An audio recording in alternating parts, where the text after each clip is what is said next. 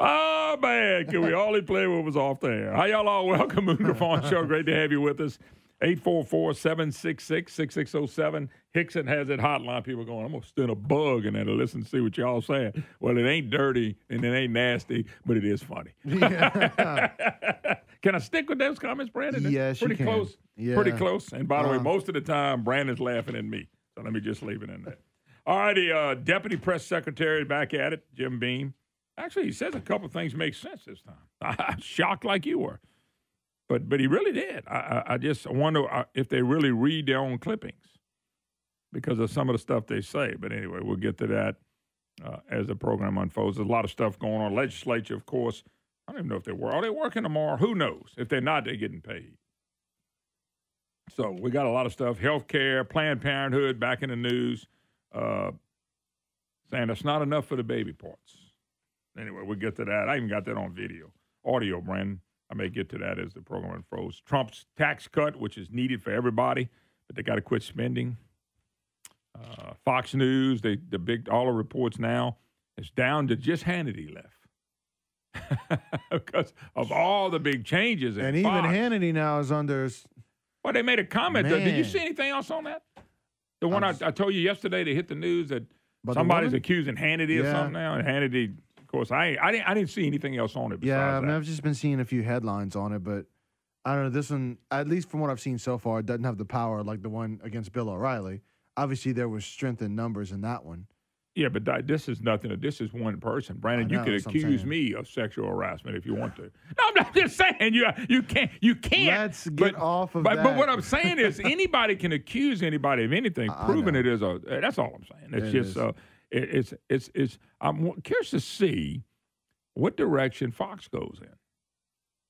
You know, they keep going fair and balanced, and a lot of people would much rather watch Fox than all other crap. Well, but look at the shows that have been moved around, though. I mean, these are shows like Tucker Carlson.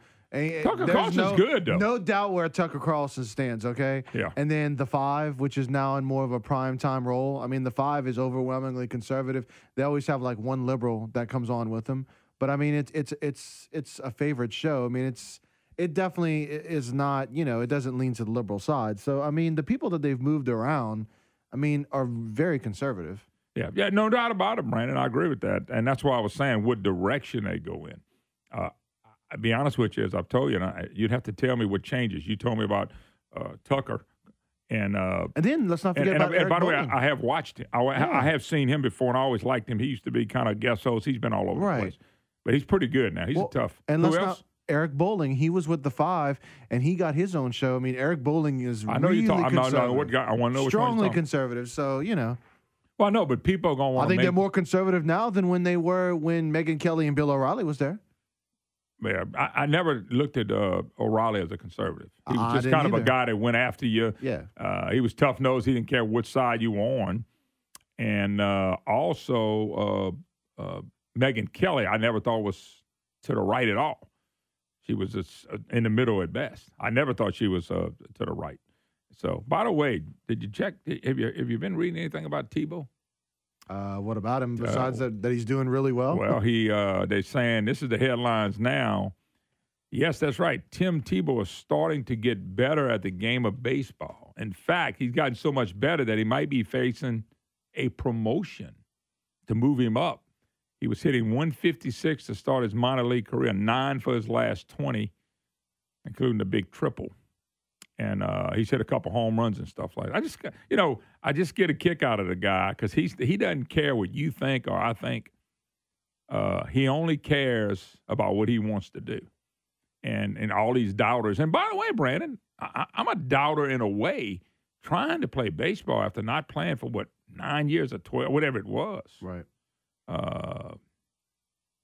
That's incredible for him. Think about Jordan. Mm-hmm. Think about some of the guys. Deion Sanders did it, but he played college baseball. He played baseball through college. Bo Jackson did it, but he played through college. Those guys are extraordinary athletes. I would just get a kick out of this guy can make it to the major league and be productive. And listen, be productive. Nothing surprises me with him, Moon. I mean, look, he's got the favor of God on him because he lives his life, dedicated to the Lord, to the Lord, and That's dedicated to sharing His message with others.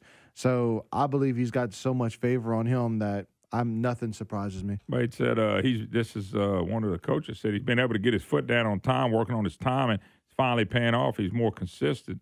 When you get a couple hits and find a rhythm at the plate, your confidence grows, and that's what's happening right now. By the way, this little minor league team that he's playing on, man, they get record crowds. Oh, I bet I'd go watch. Hey, the jersey sales, they sell 15 only. You realize what Tebow did. Major League, and we went over this before, the Major League Baseball, you can only have a jersey with your name on it. Once you get to Major League Baseball, they sell it to parks and all that stuff. And I don't know how the copyrights and all that stuff goes. So Tebow is not a Major League player, but they stick 15. They were selling number 15 in the Mets facility with no name on the back. Why not? They're making money. So at these games, they making money with him. If he look, you know me, I'm pulling for him. I still think, looking at these horrendous NFL quarterbacks, he should have been an NFL quarterback. But that goes back to the falling of ESPN.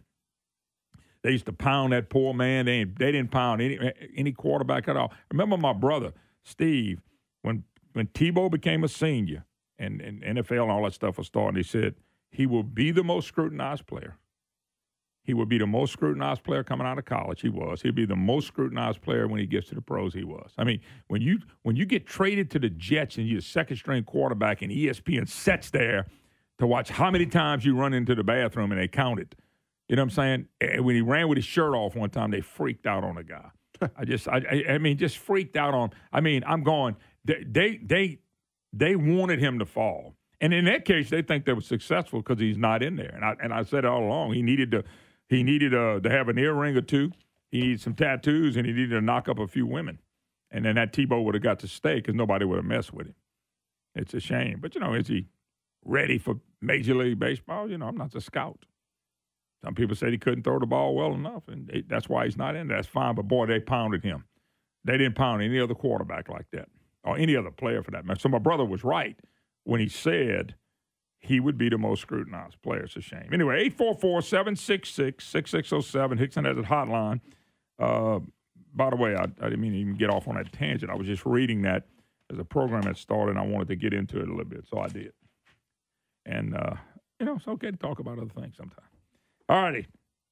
House Republicans in the Baton Rouge looks like next week, May 1st is Monday, I think, Brandon. You ought to know. Yep.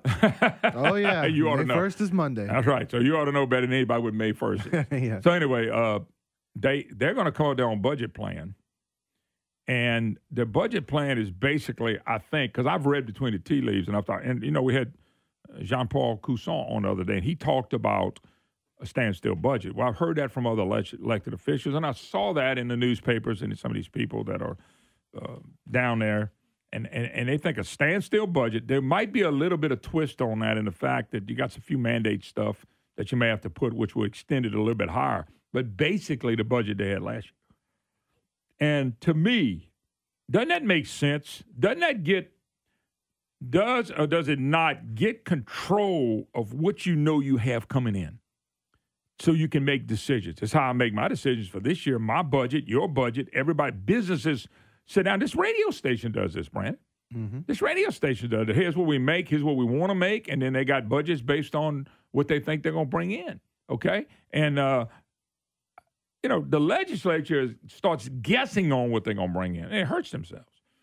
But you got to have a plan.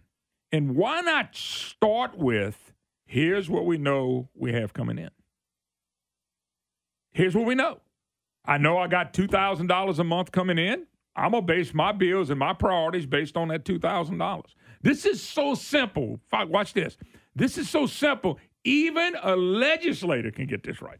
Even if they tried. John Alario could get this right if he tried.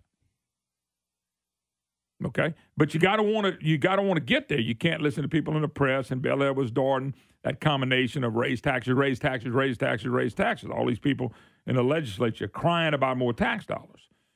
You got to just start somewhere. So I'm hoping the Republicans will not only present this, I'm hoping all the Republicans will get on board. The hell with the Democrats. They're not going to help you anyway. If all the Republicans would get on board, including the great Republican John Alario, would get on board with this, they could go ahead and come up with a budget that we know we can live within our means. And if we happen to get another $300 million, great. You have it to spend. Maybe spend $200 of it. If you get $300 million less, guess what? We have a problem. But I can promise you, if you take the amount of money and you claim you got X amount of dollars coming in and you fall short of that, it's chaos. It's chaos. And we don't need the chaos anymore. Anyway, when we get back, Jim Beam's piece, Deputy Press Secretary for John Bel Edwards. Al Gore wants $15 trillion to fight off apocalyptic 2-degree global temperature rise. 2 degrees. Ooh. He says we ain't going to be around by 2030. They told us we're not going to make the 21st century in the 80s. We'll take a break. Be right back. Hi, y'all. Welcome back. Moon Griffon Show. Great to have you with us. 844-766-6607. Hickson Hadley hotline. By the way, big announcement out there, folks. Stand up for energy jobs at the 3rd annual Louisiana Oil and Natural Gas Industry Day on May 2nd at A.Z. Young Park on the Louisiana Capitol grounds. The event will take place at noon and provides industry supporters the opportunity to hear from state elected officials, Senator Norby Schobert and Senator Sharon Hewitt, and the chance to speak with professionals in the industry. Come take a stand for the state's economic driver and the #1 private investor in our coast. Lunch is also being provided. There's a free parking at Hollywood Casino. For more information and to RSVP, please visit, here it is, growlouisianacoalition.com, growlouisianacoalition.com. Don't miss your chance to take a stand for the future of Louisiana and make a difference on May 2nd. That, by the way, is growlouisianacoalition.com. You want to make sure you get involved in that. All righty. Deputy Press Secretary Jim Beam back at it. Legislators face 3 choices. I just got to kick out some of the stuff they say. They don't live in reality. Second paragraph, the deficit is expected because most of the temporary taxes measures approved during last year's special session are going off the books on that date. Edwards gets the blame for those higher taxes, but his critics conveniently ignore the fact that he inherited a $2 billion deficit from Bobby Jindal's administration. I saw you shake your hand, Como, because we've been watching this. Let me ask you a question. How does the critics of Edwards conveniently miss that, but Jim Beam doesn't conveniently miss that Bel Edwards voted for 5 or 6 of the budgets? How does Jim Beam conveniently forgets that John Alario, who's running the show, voted for all 8 budgets, Brandon? If Governor Edwards did not vote for those budgets, then you could say he inherited them. But he voted for many of them. Brandon, that's what's sad. This is what I mean by deputy press secretary. Let me see how I can spin this today. Because he acts like Bel Edwards came on he acts like he's Donald Trump. Donald Trump really came in without voting for anything. Bel Edwards voted for a lot of this mess. He goes on to say Edwards legislators and taxpayers in the state definitely want to see the 1 penny sales tax disappear that was approved last year, which has given Louisiana the highest local sales tax in the country. Now, I don't understand that. Jim, they definitely want to see it go away. Who put it on us? Who put the sales tax on us, Brandon? You know, the legislators. Who wanted the sales tax? Governor Edwards. Of course. Well, I don't understand something. They want to see it go away on something they put on us. I'm telling you, when they write these stories, I get a kick out of them. It's like, once again, Brandon, they weren't there. They inherited this. They weren't there.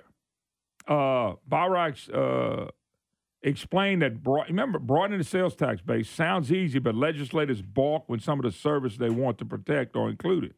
That seems to be hot and cold. That is what Cousin said the other day.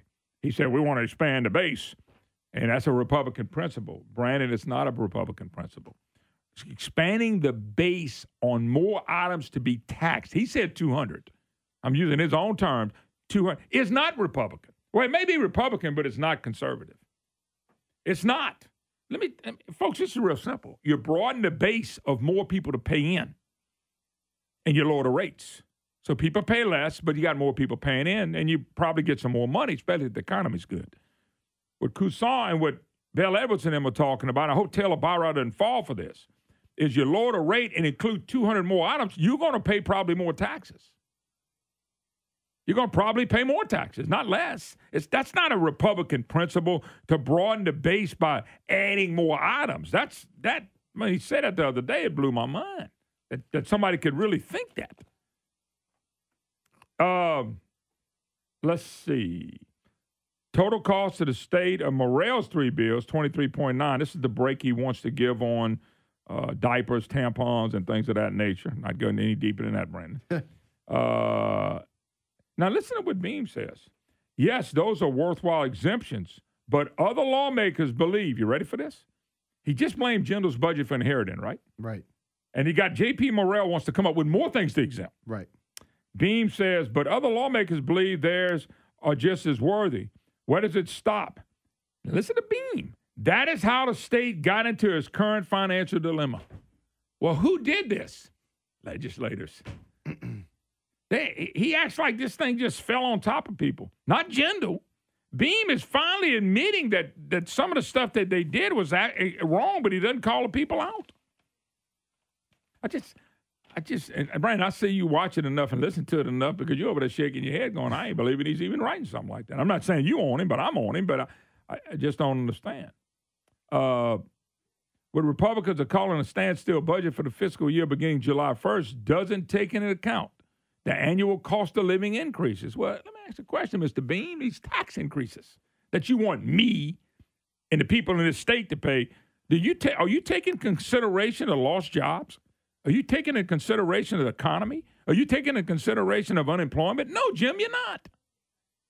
It's amazing when you want to bring this up, but when I bring it up to you, you run from it. Gee whiz. By the way, there's one guy here he talks about, John Peaser, Baton Rouge professor. I want to get to this real quick and then we'll move on, but this is very important. Because I don't understand Jim. He writes this stuff and he doesn't even switch sides at all. He doesn't even make a great example of what he's trying to talk about. Amazing. Anyway, we'll get to that and a lot more as we rock and roll Trump's tax cut. They're saying Obamacare will be repealed. What I saw, I don't know how it affects me yet. I don't know how it affects me at all. We'll take a break. You're listening to the Moon Griffon Show. Moon Griffon Show, great to have you with us. 844-766-6607. Hickson has it hotline. Don't forget to check out my good buddy, Captain Norman, A-Spec Charters. You need to go get you a great saltwater fish lined out. If you've never done that, you don't know what you're missing. Saltwater fishing is a blast. I bass fish a lot, but I love the saltwater fish. Captain Norman will take you on a trip of a lifetime.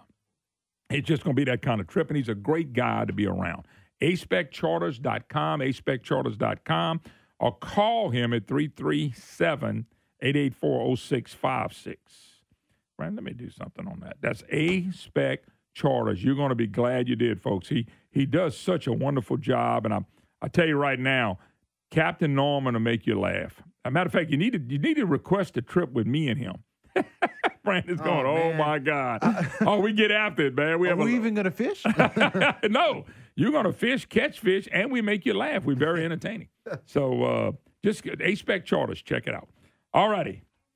844-766-6607. Okay. Jim Beam, Deputy Press Secretary for John Bell Edwards.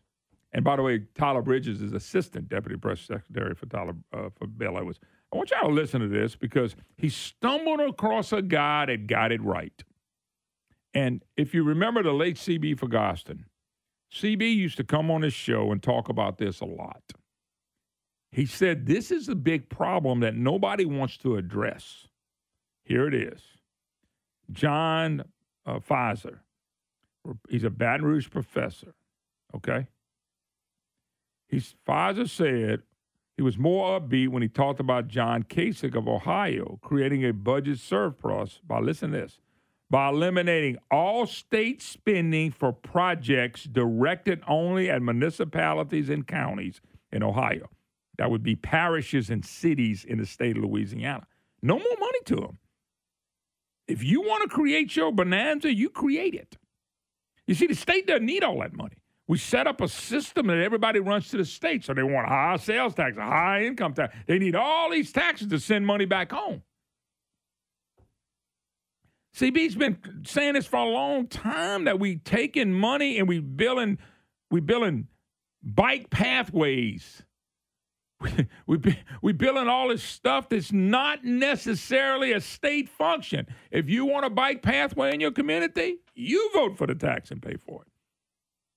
You know, if you want money to go to this and go to that, vote for it locally. The state's going to get out of that business, and you don't need as much money at the state.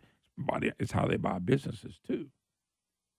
In Louisiana, this is Jim Beam. I was shocked Beam said this.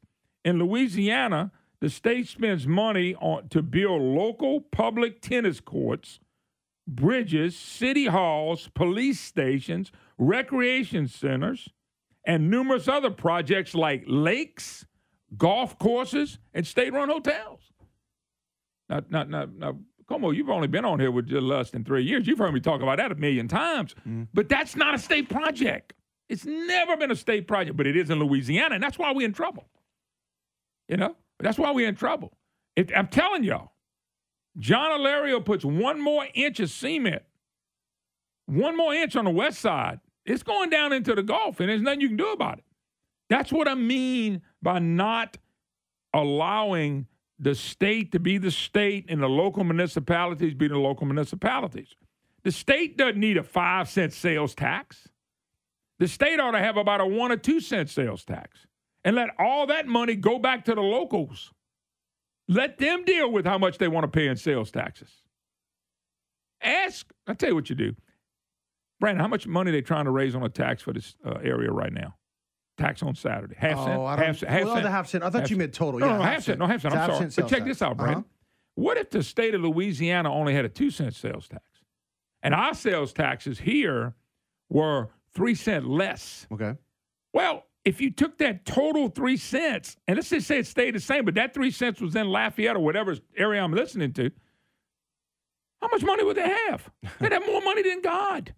They can, if they want to build a little bike path, they can. If they want to build a little park, they can. If they want to build a lake and reservoir, they can. But what happens is we go through the state government. They don't need all this money, but to take care of everybody back home. So Jim Beam, because of this fellow, Mr. John Pfizer, if Jim Beam would have listened to C.B. Ferguson when he was living, Jim should have been writing about this kind of stuff. But he puts it back in the second page way in the back. He says governors have used those grants from the state construction bill in the past to curry favor with legislators, by them, who don't want to see the handouts ended. However, money from those local projects will go a long way towards erasing the expected deficit. You see, we've been doing the wrong thing for so long. Jim Beam stumbled across the right thing. But he didn't have to stumble across it, because when C.B. Ferguson was here, he used to preach about this all the time, that state government was never designed to take care of every little municipality in the state. And if you're in a municipality that's struggling, you know, and you have no other way to get you don't have a tax base, you know, some of these small towns around here, maybe you shouldn't be a municipality anymore. Oh, my God, I can't believe the dummy said that. Could you imagine getting rid of our little town? If you don't have the tax base to support what you need there, why should you go to the state and federal government? Now, I'm not a big Kasich guy, as you know. But he eliminated, if he really did eliminate all state spending for projects directed only at municipalities and counties in Ohio, he did a smart thing. And then the state wouldn't need 5-cent sales tax. State probably wouldn't need but 2 cents. And that other 3 cents can come back locally. The other thing we're going to have to get a grip on is probably homestead exemption. Hey, Griffon, you're just like them. You're trying to give them more money. No, I'm not. I think we need to get back where municipalities take care of their own. You have to take care. That way government stays local. Because if you don't want to, there's a big sales tax here, Brandon, and some other places, they got taxes going on, some renewals. If you don't want them, you can get directly involved by having a chance to vote up and down on them. This is simple.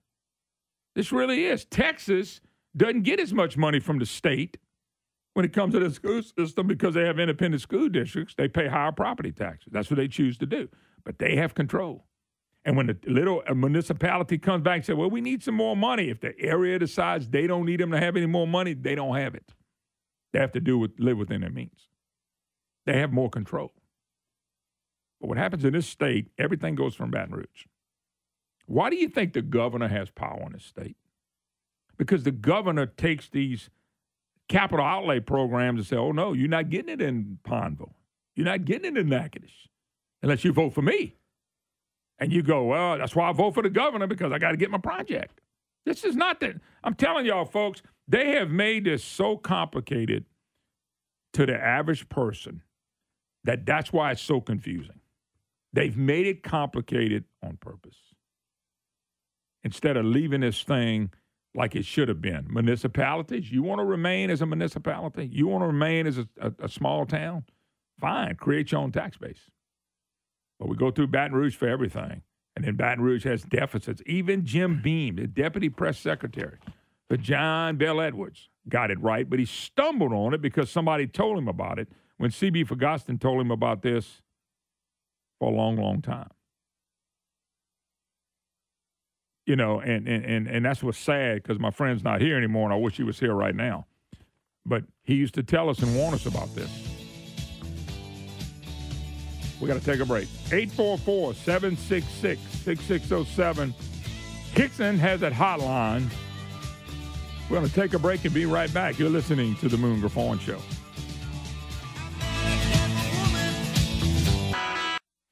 Anyway, 844-766. Conversation to be continued later, Moon. It depends on what it's about. Anyway, 844-766-6607. Hickson has that hotline.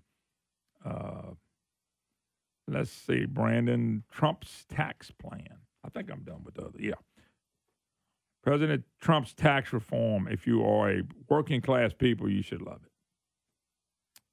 it. President Trump plan would benefit most U.S. households, make filing taxes simpler, but it would provide the biggest windfall to the wealthy. There you go. Brandon, always. Brandon, if you make more money and you cut taxes, if you make $1 million and you cut taxes 10%, okay?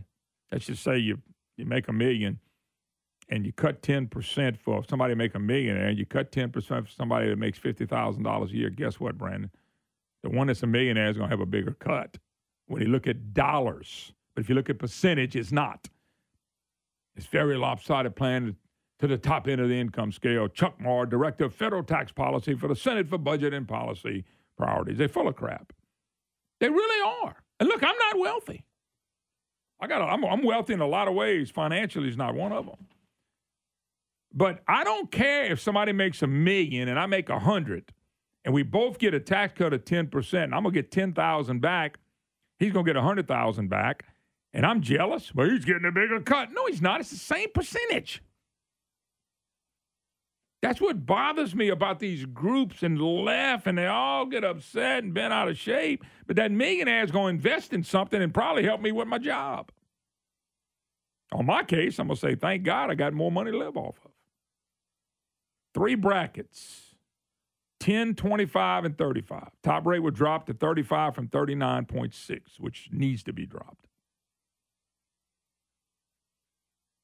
They don't say what the incomes will be yet. I just don't understand what's the big problem. Tax Policy Center has estimated the top 1% of households would see a 14% increase in tax income, while low middle class would only gain 1.2 to 1.8. So jealous. I ain't believing that. See, they always take the low and more moderate. They take one extreme to the next. And this is what I want you to be careful of. They take the richest, then they go get the poorest. They take the middle class, they make the least, and they get the richest because that's the scenario they want you to see.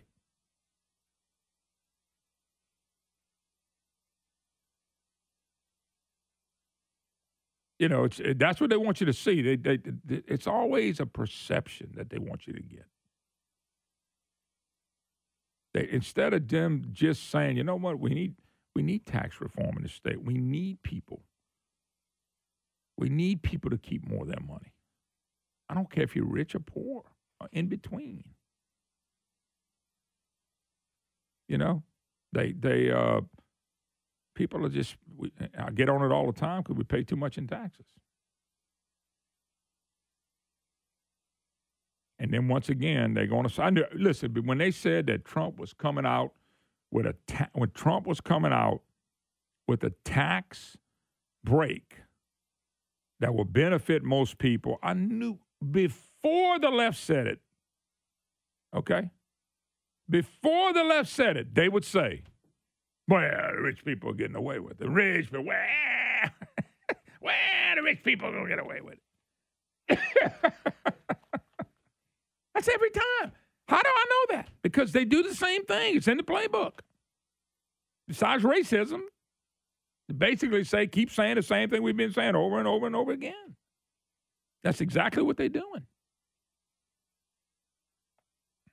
And I love it. How many of you people listen to this program? I don't care if you're working poor, middle class, lower middle class, upper middle class, wherever. How would you like to have some more money in your pocket, doing nothing else but getting up and going to work? I raise my hand. I don't care if it's $10, $100, or $1,000. I would like to have more money in my pocket. You know, everybody's working hard. I'd love to keep the money in my pocket. So if it's all relevant, folks, so you're a multimillionaire and you get a break, or if you're somebody like me, very middle class, and you get a break, or somebody's working poor and you get a break and you're going to get more take home, what is the problem? But Democrats have a problem with that. The press has a problem with that. See, because, folks, bottom line is they control you by the money you take home with. That's how they control you. They control you by the money they take away from you that you could be taking home to do for yourself. It's amazing to watch this. But I knew it was coming. They taking the rich. But when the press comes up there, they show the richest and they show some of the poor middle class people, and they make that a big deal. They make it a big deal. Barack Obama's $400,000 speech to Wall Street sparks liberal blowback. Yeah, right. If he ran tomorrow, they'd vote for never mind. They'd vote for him again. The Clintons earned more than $16.3 million in 72 speeches just in 2012, Brandon. They averaged $226,000 per speech. Barack Obama, the Marxists, he's going to get $400,000. And liberals are mad. Why? They've been using y'all and abusing y'all so long. What the hell are you mad for now? When they can show me how Barack Obama's improved inner cities, come talk to me. Let's go to Joey in Abbeville. Joey, how you doing? Hey, Moon. Good morning, man. Yes, sir. You and I have talked before. There's three classes in our country: the political class, the working class, and the welfare or the entitlement class. Well, you're missing one more. What's that? The ass class, the politicians. Well, the politicians take from the working class to give to the entitlement class, who votes to keep them in the political class. Mm-hmm. Yep. And that's the way it works. They get the people that aren't willing to work for anything mad because they ain't got nothing, so they can then give him something that they take from people who actually work for a living. That's no doubt. And it's the way it happens. And once they get to Washington, they start drinking the water and eating the food there, and they lose their freaking mind.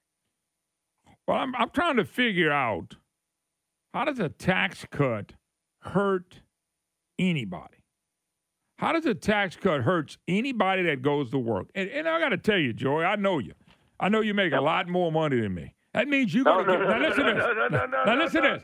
That means you're going to your tax break, because you make more money, if you look at percentage-wise, is the same. So I'm okay with that, because I got a little bit of sense. But to somebody with no sense, I'd go, that darn Joey's getting $500 more a year than me. That ain't right. And that's what the press does. That's it. It's sad, Moon. It's sad. I know, but it never stops. It never stops with these people. I mean, we got to... Because they pander to that class that stays home and watches the soap operas and CNN all day. You know, who in the hell could why- watch CNN all day? why? That's my question too. When you go to a lot of these places, the airports and the public places, why is only CNN on? And when you ask them to change it, they get indignant with you. But what's the matter with CNN? I said, that's the reason you think the way you do. You watch that propaganda. If you can watch CNN all day, you got you got mental issues. Just go to some of the public places, Moon. That's all they got playing. Are they being subsidized to play that crap? I don't know. I think CNN is one of the only worldwide stations you can watch. So and that's I got my CNN buddy right now told me they're worldwide. That's why they're not really affected here. I'd like to see the IRS audit them. Well, that probably ain't happening. Well, anyway, Joey, it's just I still think that, in just my humble opinion, I still think it's amazing that when a tax cut comes,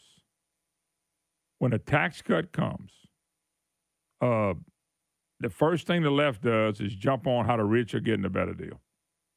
Well, the welfare mamas, when you see them in line with their EBT cards, are indignant. When you're trying to pay for your groceries cash and you're in a hurry, and they can't seem to remember their PIN number, and they get all flustered because they can't get their PIN number right on their EBT card. And when you give them the eye, they get all indignant with you. I'm like, come on, it's free. At least pay attention and do the best you can to get out the way so I can pay with real money. Well, anyway. All right, brother. Appreciate the call. Take care, Moon. That's just, I don't understand the jealousy. Brandon makes a lot more money than me. We do a 10% tax cut. Brandon gets a $500 break, and I'm getting $200. And I'm mad because Brandon's got $500 and I got $200. And the same percentage of break is for both of us. So does this mean I make more money than you? It means I'm going to get an extra boost in my next check? Man, you already make more money. Is that what you're telling me? You already make more money than me. You don't need any more. Nah. All right. We got to get out of here. More to come on the Moon Griffon Show.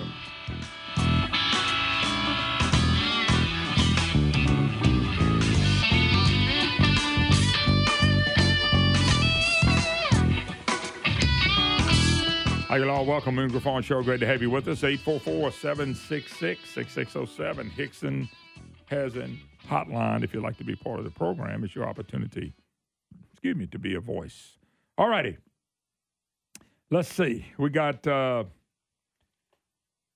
see, I skipped that. Oh, by the way, there was a House approves a nepotism exemption for state police. Apparently, hold up, Brandon. This is interesting. And it's a problem, but it's not. So I'm not jumping on one side or the other, but I just wanted to throw it out there. Okay, we knew Colonel Edmondson's out. So there's a new state police colonel. His name is Kevin Reeves. And I saw that. And by the way, great guy. People like him a lot. I'm glad, because that's what the department needs. They need somebody to come in, stabilize all that political crap, and just go do his work. And what I'm hearing from state troopers, that's what Mr. Reeves is going to do. Well, apparently his son is also a state trooper, but he's not been a state trooper for over a year. And so what happened is, about 91-1 vote yesterday, they approved House Bill 308, which has met little resistance so far, basically saying that even though that's his son, he gets to stay in the state police. Now, I understand this, by the way. Yeah. Okay, I do too. I understand this. So I'm not even taking a side on this. I just thought it was interesting because it brings up some tough situations when you think about it, because of the nepotism law. You got a son that is a state police. I think the way I read it, had he been there over a year, it wouldn't have been a problem. But he hadn't been there a year. So if they didn't pass this, then he wouldn't be able to stay on a job. He'd have had to quit. The problem with it is, I'm saying it's a problem, I hope it's not a problem, is this will lead to other people wanting something special in case this happens again in another area. Now you say, well, this takes care of it.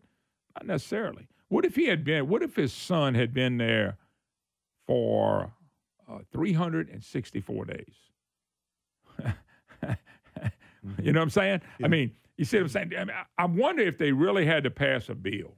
I know. to get this done. Seriously. Because now people will point to this and say, well, they did it for Joe Blow. They got to do it for Miss Cheyenne.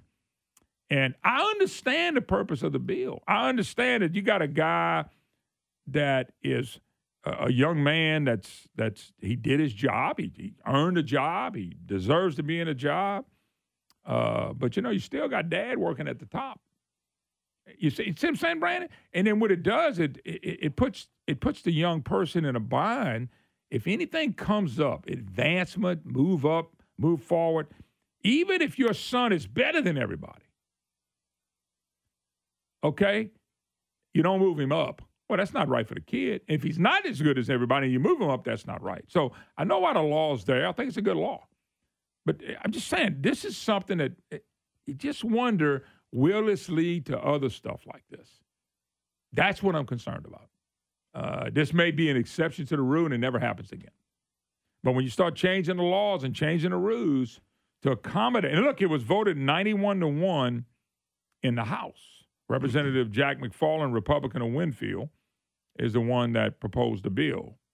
And Reeves appointed and following the nepotism issue were first reported by USA Today.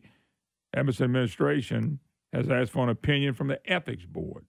But if that fails, McFarland's bill would change the language for this case to reduce qualifying time to 4 months. So what they did basically, Brandon, is they said, okay, if you go by the bill now and it passes, the qualifying time is 4 months. So had he been there a little bit 4 months, then it wouldn't matter. But it used to be a year. And I'm just telling you, and by the way, I hear good things about Colonel Reed. I wish him the best of luck. It's nothing against him. It's nothing against his son, by no means. I'm not picking on state police. I don't do that. I'm friends with a lot of them. I respect and like what they do and appreciate them. Always have, always will. I know a lot of people in blue from all over the state from my travel times. I appreciate them. I appreciate their hard work. But you can see why this could this could lead into a lot of things that we don't want to get into. Yeah. And that's what bothers me. It doesn't let me back up. It doesn't really bother me.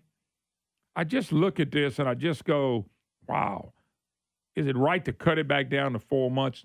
Because what happens is if you can change the rules on this, you can change the rules on anything. And by the way, the young man that's the dad's son, man, I wish him the best of luck. I'm sure he does a great job. I didn't want him to lose his job. I don't want him to lose his job. When you start passing these bills and throwing this stuff around, and you did it for one, you got to do it for another. Well, it's like you said. Okay, Brian, let me throw a scenario at you. I'm your dad, God forbid. and I'm the colonel, and you only been there 3 months and 22 days. Yeah. The thing reads 4 months. Right.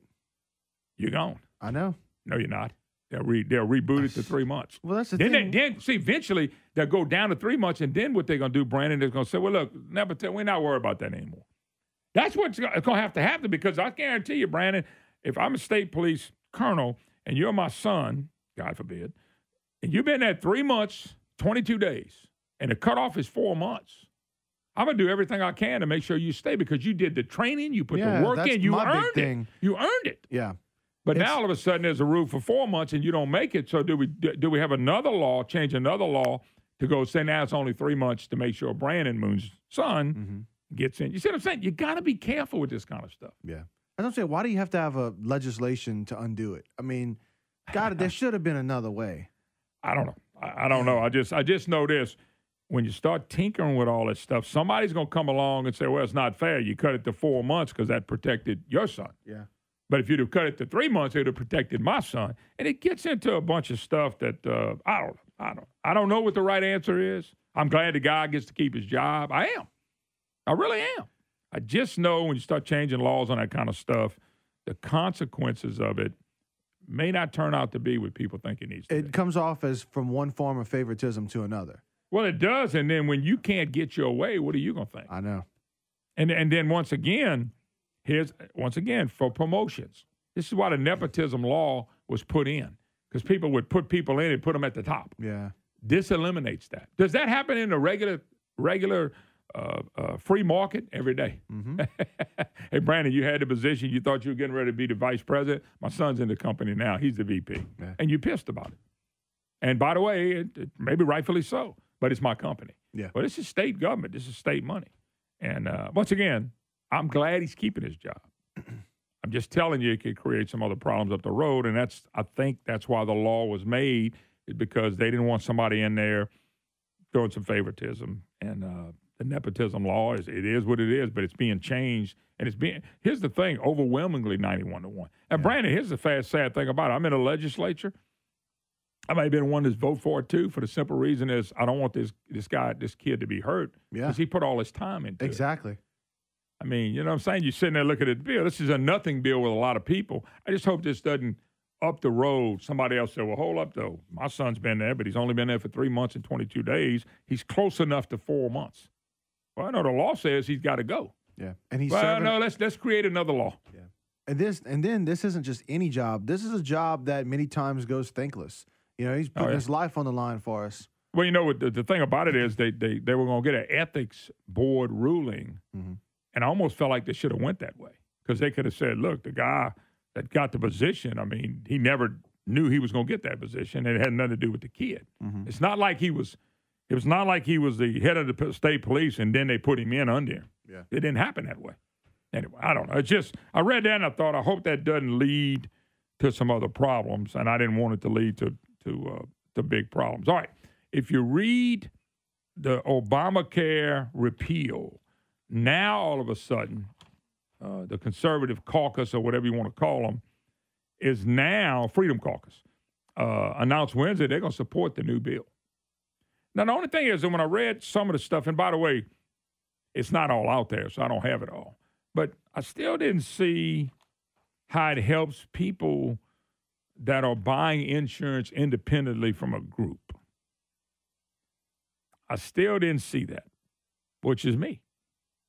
There was a waiver and some stuff being done about special need children or pre-existing conditions, should I say. And the pre-existing conditions, what they're going to do is let the states come up with a plan for pre-existing conditions, like a state insurance that you can buy into. But my question is, where are they going to get the money from? Where do they get the money from to